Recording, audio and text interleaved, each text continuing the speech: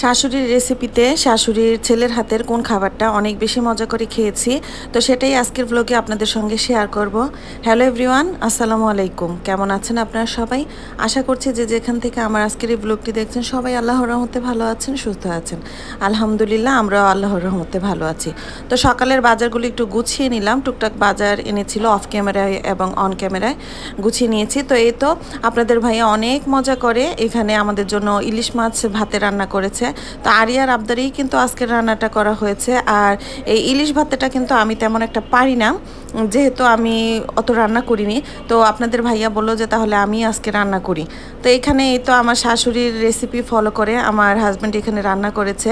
তো রান্নাটা অনেক বেশি সুন্দর হয়েছে। তো এখানে ইলিশ মাছগুলো যে ভাপে দিয়েছিল, মানে খিচুড়ির ভিতরে, সেই মাছগুলোকে তুলে নিচ্ছে। আর যারা যারা এই খাবারটা খেয়েছেন তারা তো অবশ্যই জানেন যে এই খাবারটা কতটা মজার। আপনাদের ভাইয়ার এটা অনেক বেশি পছন্দের, সেই সঙ্গে আমার আরিয়ারও অনেক বেশি পছন্দের। তো এই তো মাছগুলোকে তুলে নেওয়া হয়েছে আর এখন এক এক করে আমাদের প্লেটে খাবার দিয়ে দেওয়া হচ্ছে। আপনারা কারা কারা এই খাবারটা খেয়েছেন বা চিনেন অবশ্যই আমাকে কমেন্টস করে জানাবেন। তো এই তো আমাকে খাবারটা দিয়ে দেওয়া হয়েছে, আমি এখন খেয়ে নিচ্ছি। আর মাঝে মাঝে কিন্তু ইচ্ছেই করে আমাদের যে রান্নাবান্না থেকে একটু ছুটি নেই, কেউ যদি একটু রান্না করে খাওয়ায়। আর হাজব্যান্ডের হাতের রান্না খাওয়ার সৌভাগ্য কয়জনের হয় বলেন? তো আলহামদুলিল্লাহ আমার সেই সৌভাগ্য হয়েছে।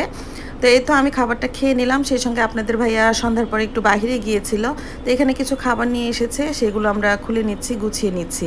তো এই তো ছোটোখাটো একটা ব্লগ আপনাদের সঙ্গে শেয়ার করলাম। কেমন হয়েছে অবশ্যই আমাকে কমেন্টস করে জানাবেন, আমি আপনাদের কমেন্টসের অপেক্ষায় রইলাম। তো আজ এই পর্যন্তই, কথা হবে, দেখা হবে নেক্সট ব্লগে। সেই পর্যন্ত আল্লাহ হাফেজ, আসসালামু আলাইকুম।